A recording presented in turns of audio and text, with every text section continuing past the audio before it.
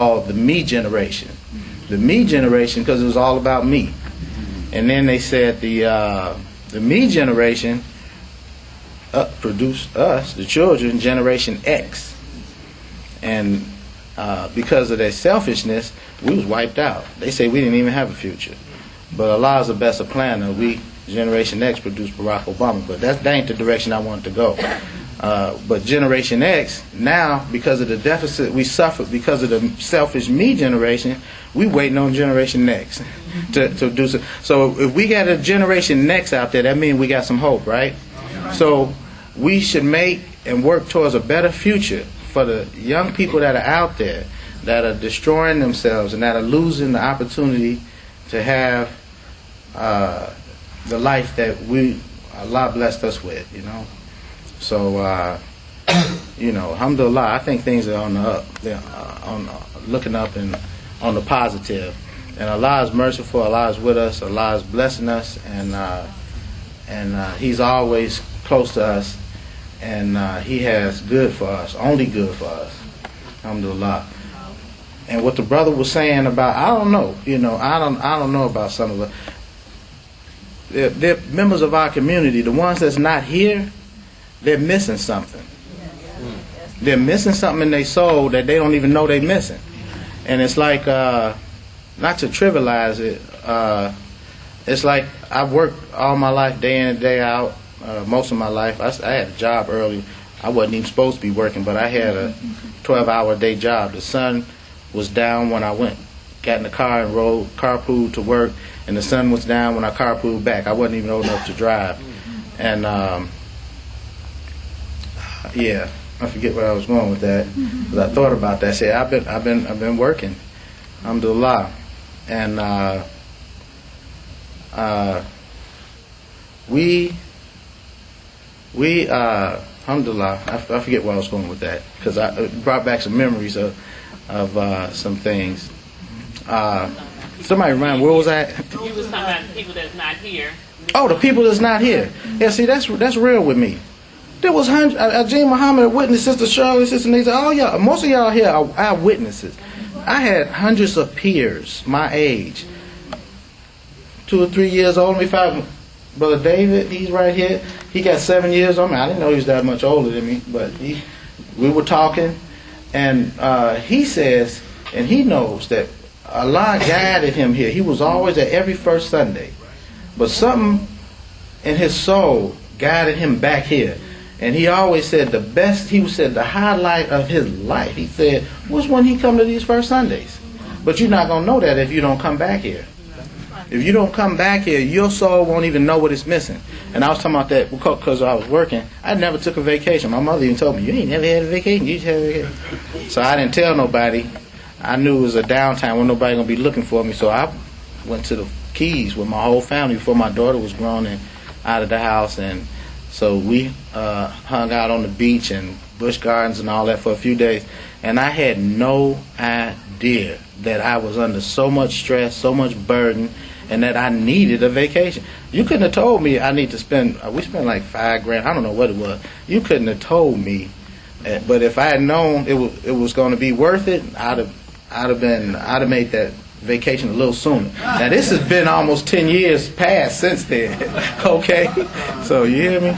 So I know, but knowing is half the battle. So I know it pays. And then the other thing that I bear witness to, that I thought I was at the height and the happiness, and I couldn't be no happier because Allah blessed me tremendously, not just spiritually, materially, socially, everything. Our business, everything was just thriving and doing good. I was doing good, and but I just lost my brother. There's only 3 men in our house, right? 3 men. We was the family. I was raised and grew my formative years and as an adult. My brother and my father in a short period of 4 years. And not just that, they didn't get sick. They were not old or of age or sickly. All of a sudden, I get a phone call, deceased. I get another phone call, deceased. So I'm walking around. Before my father passed, My wife, like, guess what? She pregnant, 5 months pregnant before he passed. We didn't tell nobody because, you know, at our age, it's get difficult. I ain't old, but certain age you not supposed to be having babies like that, So we kept it quiet. And I don't know if Imam Muhammad had a psychic ability, but at his last Jummah sermon he gave to us, he said, y'all shouldn't worry about having more family. That you'll be better off. I'm not quoting him exactly. If you had more children, it'll be easier. Don't be afraid. And I'm thinking, I'm like, I'm trying to think who I done slipped. I'm like, who had their ear to the door or something? I said, we don't tell nobody. We don't talk. We keep the bedroom door shut. We make sure the kids ain't got their ear to the door. I said, I ain't told nobody that. I said, nah, that's you being paranoid. You just, ma'am don't know she pregnant, But Allah knows everything and sees everything. And Allah's angels are witnesses to everything. And they hear and they respond. So that was Allah's angels sending me a message that Imam, and he continues to do that. If we learn to recognize that Imam is with us, he's never gone nowhere. It's just physical flesh is gone, but he's here with us. And I told the young Imam up there that I said, Imam Muhammad, I said I feel really good today because not only Imam Muhammad's message is here, and I'm blessed to be able to see it through you. But his technique, his leadership, and his instruction that he gave to the other imams on how they should apply themselves, internalize the message and make it become them, that he was following him like a soldier, And that's a good brother. And I'm sure there's other ones out there like that, but most of the imams don't invite me to come see them, so I don't know what they had in the goodness they got. I like to display mine. I want to carry my good everywhere I go, up high as I can carry it, But alhamdulillah, I know it's late and we want to get out of here.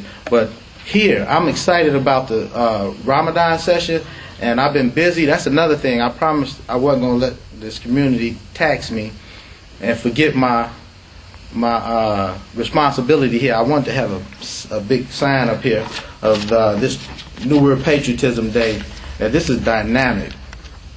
This is something that the African American community wouldn't have approached at the time when here we the people that was asking for separate states, and our leader walked up in front of the military unit of the Nation of Islam and raised the American flag that we condemned on a daily basis. You all condemned. I ain't gonna say we because my father kept me out of the language environment, the whole environment, my whole life. He never talked about.